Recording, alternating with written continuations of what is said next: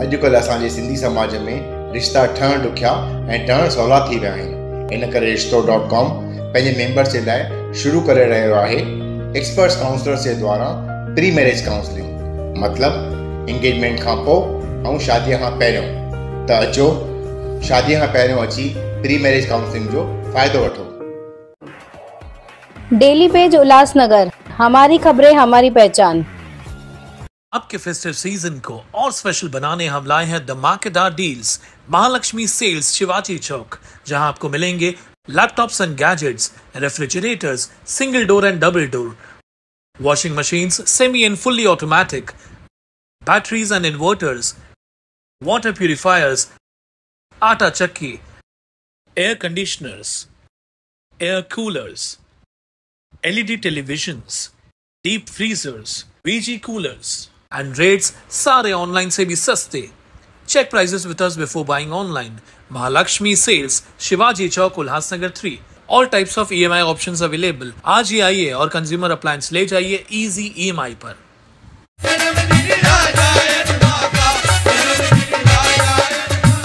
आगामी विधानसभा चुनाव के चलते पिछले कुछ दिनों से कलानी आइलानी द्वारा आरोप प्रत्यारोप की राजनीति शुरू है। वहीं राष्ट्रवादी शरद पवार गुट के उम्मीदवार ओमी कलानी द्वारा एक पत्रकार परिषद लेकर पूर्व आमदार आइलानी पर करोड़ों रुपए भ्रष्टाचार करने का आरोप लगाया गया है। राष्ट्रवादी नेता अजीत माखीजानी द्वारा इतना तक कह दिया कि आमदार का सपना है राम राम जपना, मुर्दों का माल अपना। आज का जो ये प्रेस कॉन्फ्रेंस लिया गया है, ऐसे कई और लेंगे हम, जिसमें हम हर प्रेस कॉन्फ्रेंस में करप्शन का हम खुलासा करेंगे कि हमारे जो आमदार है कुमार आइलानी, उन्होंने किस तरह से हमारे लोगों से गद्दारी करके और लोगों को गुमराह करके किस तरह से उन्होंने अपने आमदार फंड यूज़ किए हैं, किस तरह से उन्होंने शमशान भूमियों पे क्या क्या फंड यूज़ किए हैं, गलियों नालियों पे कितने फंड यूज़ किए गए हैं। ये जो आज का जो पहला खुलासा जो मैं करने जा रहा हूँ, ये जो आमदार निधि एक एज एन MLA को जो मिलना चाहिए, जो कि करीबन 5 करोड़ रुपए सालाना होता है, तो वो 5 करोड़ कहाँ यूज़ किया है, इस पर हमारी टीम ने, हमारे जो अजीत माखीजानी जी है, उन्होंने काफ़ी सारा रिसर्च किया है। इसके आगे का जो खुलासा है वो अभी अजीत जी करने जा रहे हैं। मैं जब से राजनीति में सक्रिय हुआ, मुझे ओमी जी राजनीति में रहा है इसके लिए कि हमारे शहर की जो हालत है, जो यहाँ पे भ्रष्टाचार हो रहा है, उसको उजागर करें।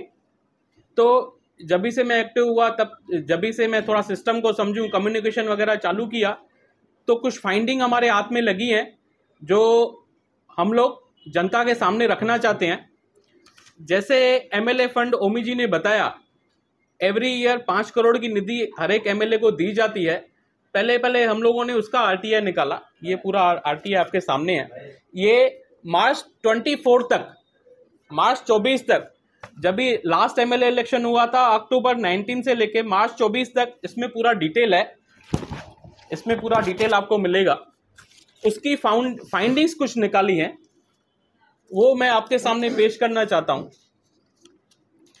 ईयर वाइज मैं पहले बताना चाहूंगा कि 2019 से अक्टूबर से लेके मार्च 2024 तक टोटल 323 वर्क ऑर्डर्स निकले हैं। उन पे जो फंड्स यूज हुए हैं लगभग 18 करोड़। मतलब आप कैलकुलेशन कीजिए, 18 करोड़ में 323 वर्क ऑर्डर। आप समझ सकते हैं एक वर्क ऑर्डर कितने का होगा। एज ए आमदार उनको बड़े काम करने चाहिए, ये सब दिखाई देता है कि कोई भी बड़ा काम नहीं हुआ है। पहले तो मैं ये बात पे आऊंगा। अभी आइए, ये फंड कहां कहां पे यूज हुए हैं। 18 करोड़ जो हमारे यूज हुए हैं, कहां कहां पे यूज हुए हैं। कोई भी एक बड़ा काम इसमें तो हुआ नहीं है। हां, एक काम बहुत ही अच्छा हुआ है। 323 वर्क ऑर्डर्स में से 88 टाइम्स जो वर्क ऑर्डर निकले हैं वो बेंचेस के लिए निकले हैं। बेंचेस कौन सी, जो आप गार्डन वगैरह में देखते हो, इतनी इसके लिए अमाउंट लगभग 3.25 करोड़ खर्चा किया गया है। आप अगर एस्टिमेशन पकड़ोगे, एक बेंच की कीमत अगर 3-3.5 हजार है, मतलब आपको 1, 2, 3 नंबर में मारल वाला कांबा में कम से कम 10,000 बेंचेस दिखनी चाहिए।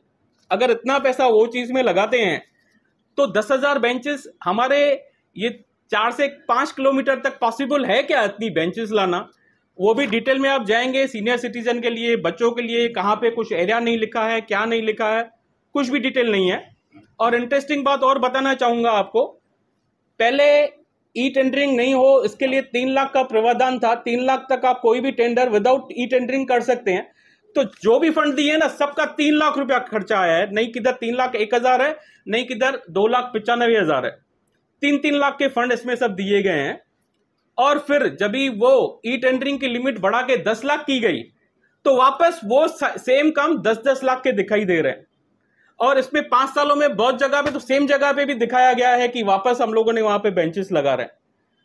और आप बेंचेस देखोगे प्राइवेट बिल्डिंग्स में भी बेंचेस लगी हुई हैं जो कि बिल्कुल अलाउड नहीं है। तो ऐसे ऐसे सब काम बेंचेस के लिए किया गया। अभी आऊंगा मैं दूसरे मुद्दे पे, पैनल नंबर 5, जहां पे उनकी धर्मपत्नी कारपोरेटर थी, उसके लिए सिर्फ एक वार्ड, एक पैनल के कुछ टुकड़े के लिए उन्होंने 3.5 करोड़ खर्चा किया। 3.5 करोड़ से भी ऊपर वो सिर्फ एक छोटे से टुकड़े में उन्होंने खर्चा किया है।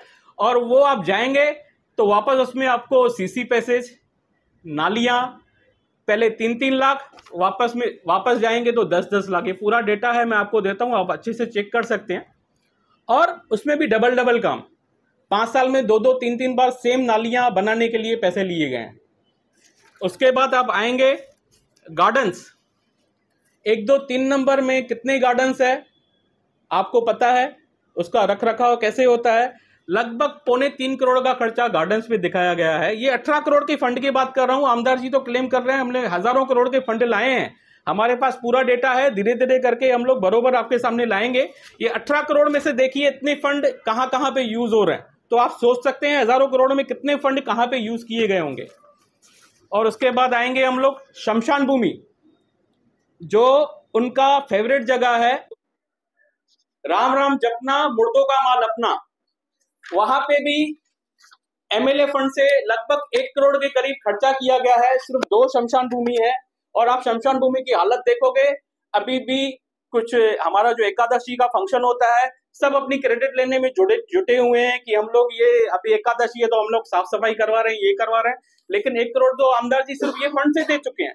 और न जाने कितने कितने फंड हैं स्वर्ण जयंती के, जिसमें 70-30% होता है। और भी न जाने कितने कितने फंड शमशान भूमि के लिए उल्लासनगर में ही न जाने कितने फंड आए हुए हैं। आमदार जी का ध्यान सिर्फ इन चीजों पे है। उनको कोई बड़ा रोड बनाना चाहिए, कोई अच्छी चीज बनानी चाहिए, ऐसे एक भी फंड मेरे को 5 सालों में नहीं दिखा।